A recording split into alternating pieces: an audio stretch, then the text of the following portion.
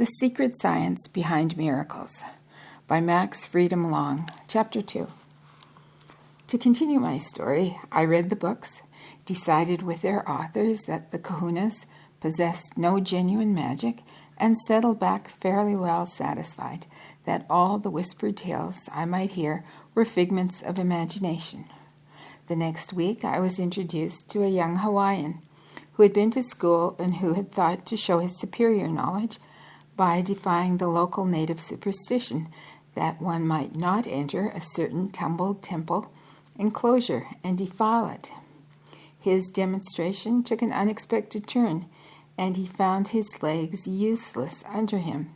His friends carried him home after he had crawled from the enclosure, and after the plantation doctor had failed to help him, he had gone to a kahuna and had been restored by him.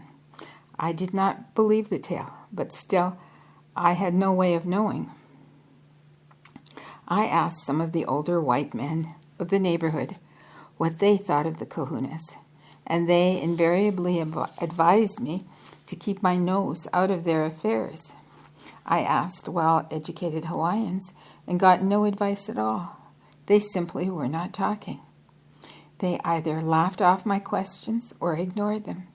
This state of affairs prevailed for me all that year, and the next, and the next.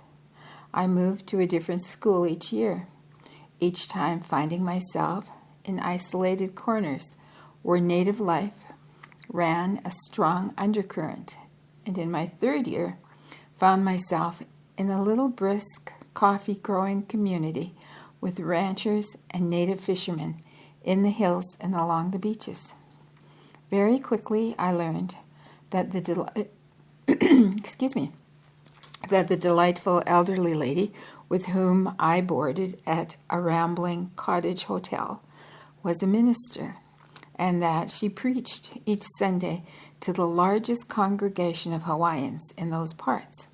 I further learned that she had no connection with the mission churches or any other, was self-ordained, and peppery on the subject.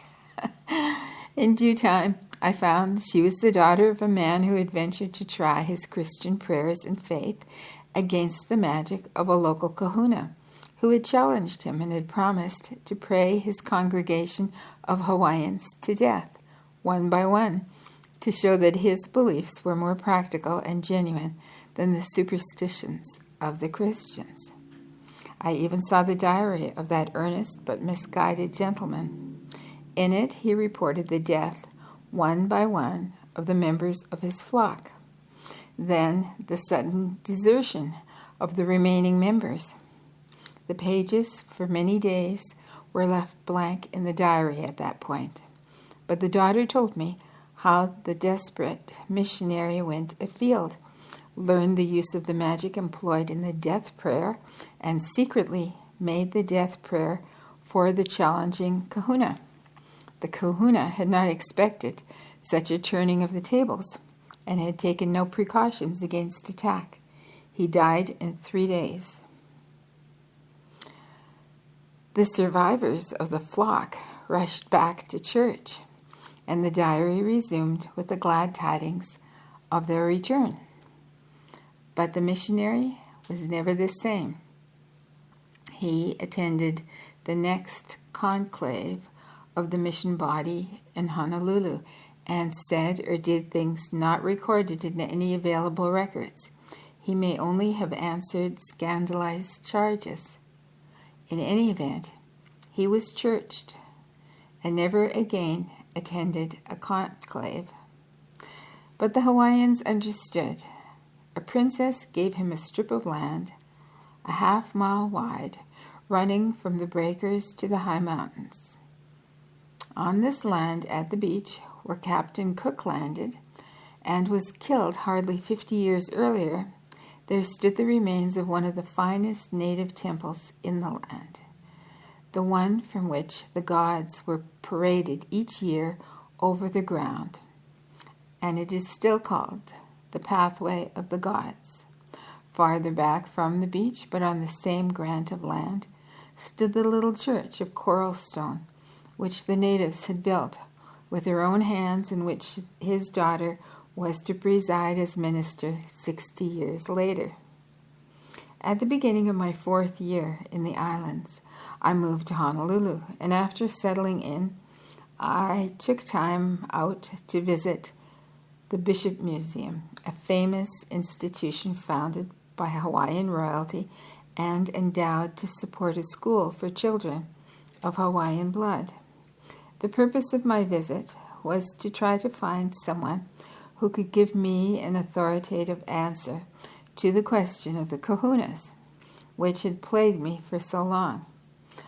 My bump of curiosity had grown too large to be comfortable, and I harbored an angry desire to have something done about it in one way or another, definitely and decisively. I had heard that the curator of the museum had spent most of his years delving into things Hawaiian, and I had the hope that he would be able to give me the truth, coldly, scientifically, and in an acceptable form. At the entrance, I met a charming Hawaiian woman, a Mrs. Webb, W-E-B-B, who listened to my blunt statement for the reason of my visit, studied me for a moment, and then said, "You'd better go up and see Dr. Brigham. He's in his office on the next floor." Dr. Brigham turned away from his desk, where he was studying some botanical material through a glass, to examine me with friendly blue eyes. He was a great scientist, an authority in his chosen field, recognized and respected in the British Museum for the perfection of his studies and printed reports on them. He was 82, huge, bald, and bearded. He was heavy, with a weight of an incredibly varied mass of scientific knowledge, and he looked like Santa Claus.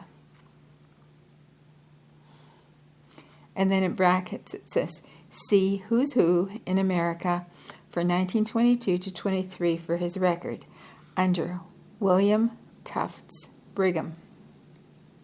I took the chair that he offered, introduced myself, and went swiftly to the questions which had brought me to him. He listened attentively, asked questions about the things I had heard and the places I had been, and the people that I had come to know. He countered my questions about the kahunas with questions as to what my conclusions had been. I explained that I was quite convinced that it was all superstition, or suggestion, or poison, but admitted that I needed someone who spoke with real authority, of real information, to help me quiet the nagging little doubt in the back of my mind. Some time passed.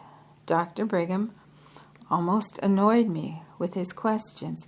He seemed to forget the purpose of my visit and lose himself in the exploration of my background.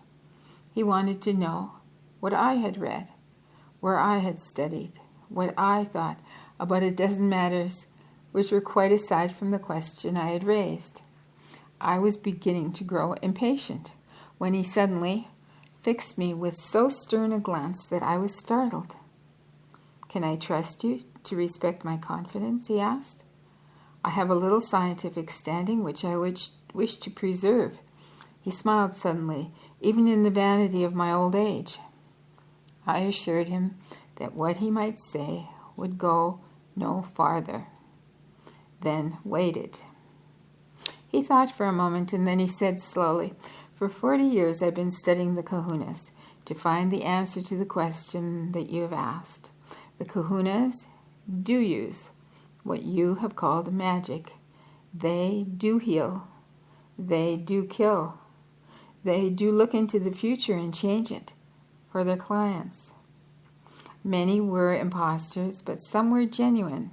Some even used this magic to firewalk across lava overflows, barely cooled enough to carry the weight of a man." He broke off abruptly, as if fearing he had said too much. Leaning back in his swivel chair, he watched me moodily through half-closed eyes. I am not sure, but I believe he muttered, "Thanks." I rose. No, just a minute. Let me read this again. I am not sure, but I believe I muttered thanks. I half rose from my chair and sank back on it. I must have stared at him blankly for an idiotically long time. My trouble was that there was no wind left in my sails. He had knocked the underpinning from under the world I had braced myself so solidly over a period of 3 years. I had confidently expected an official negation of the kahunas, and I had told myself that I would be able to wash my hands completely of them and their superstitions. Now I was back in the trackless swamp, and not up to my ankles as before, but suddenly sunk to the tip of my curious nose in the mire of mystery. I may have made inarticulate noises. I have never been quite sure, but finally I managed to find my tongue. "Firewalking?" I asked uncertainly. "Over hot lava? I never heard of that."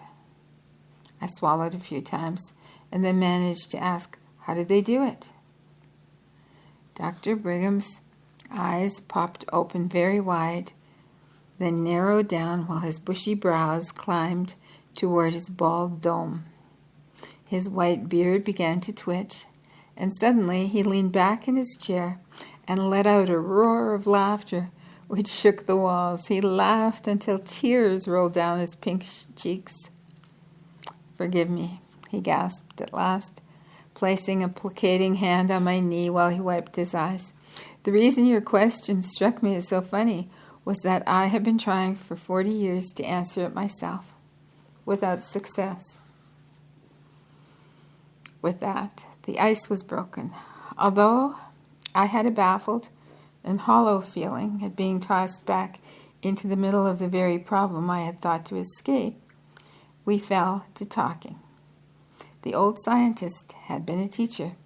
He had a gift of simplicity and directness in discussing even the most complicated subjects. I did not realize it until weeks afterwards, but in that hour, he placed his finger on me, claiming me as his own, and like Elijah of old, preparing to cast his mantle across my shoulders before he took his departure. He told me later that he had long watched for a young man to train in the scientific approach, and to whom he could entrust the knowledge he had gained in the field, the new and unexplored field of magic. Often, on a warm night when he sensed my feeling of discouragement over the seeming impossibility of learning the secret of magic, he would say, "I've hardly made a beginning. Just because I'll never know the answer is no reason why you will not. Just think what has happened in my time. The science of philosophy. The science of psychology has been born. We know the subconscious. Look at the new phenomena being observed and reported month by month by the societies of psychical research. Keep everlastingly at it. No telling when you might find a clue, or when some new discovery in psychology will help you understand why the kahunas observed their various rites, and what went on in their minds while they observed them." At other times he would open his heart to me. He was a great soul, and still simple. He had an almost childish yearning to know the secret of the kahunas, and he was getting very old. The sand was almost sure to run out before success came. The kahunas had failed to get their sons and daughters to take the training and learn the ancient lore that was handed down under vows of inviolable secrecy, only from parent to child. Those who could heal instantly or who could firewalk had been gone since the year 1900, many of them old and dear friends.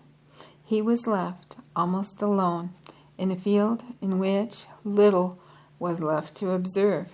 Moreover, he was a little bewildered. It seemed so absurd to think he had been able to watch the kahunas work and had become their friend, had firewalked under their protection, and still had been not able to get the slightest inkling as to how they worked, except in the matter of the death prayer, which he explained was not true magic, but a very advanced phenomenon of spiritualism. Sometimes we would sit in the darkness with a mosquito punk burning on the lanai, and he would go over various points in review to be sure that I had remembered. Often he would say in ending, "I've been able to prove that none of the popular explanations of Kahuna magic will hold water. It is not suggestion or anything yet known in psychology. They use something that we have yet to discover, and this is something inestimably important. We simply must find it. It will revolutionize the world if we can find it. It will change the entire concept of nature. It would bring order into conflicting religious beliefs. Always keep watching for three things in the study of this magic. There must be some form of consciousness back of and directing the processes of magic, controlling the heat in firewalking, for example. There must also be some form of force used in exerting this control, if we can but recognize it. And last, there must be some form of substance, visible or invisible, through which the force can act. Watch always for these, and if you can find any one, it may lead to the others." And so gradually I took over the materials which he had collected in this strange new field. I became thoroughly familiar with all negations, all the speculations, and all the verifications. I began the slow work of trying to find remaining kahunas and do what I could to learn from them the secret. Upon hearing a story of what some kahuna had done, my invariable question would be, "Who told you that?" I would begin tracing back, and sometimes I would be able to find a person who had been the subject of the tale and get from him all the smallest details of what had been done. The greatest difficulty was to get an introduction to the kahuna who had exerted the magic. Usually, this was utterly impossible. The kahunas had learned by hard knocks to shun the whites, and no Hawaiian dared to bring a white friend to them without their permission, and that was almost never given. 4 years after I met Dr. Brigham, he died, leaving me with a weight on my heart and with the frightened realization that I was perhaps the only white man in the world who knew enough to continue the investigation of the native magic which was vanishing so rapidly. And if I failed, the world might lose for all time a workable system that would be endlessly valuable to humanity if it could be recovered. With Dr. Brigham, I had been watching hopefully for some new discovery in psychology or in the field of psychic science, and, discouraging as it was, had been forced to admit that both sciences showed signs of becoming stalemate. With over 100 recognized scientists engaged over a period of half a century in psychical research, not a single theory had been evolved which would explain even such simple things as telepathy or suggestion, to say nothing of ectoplasm, apports, and materialization. More years passed. I ceased to make progress, and in 1931 admitted defeat. It was then that I left the islands.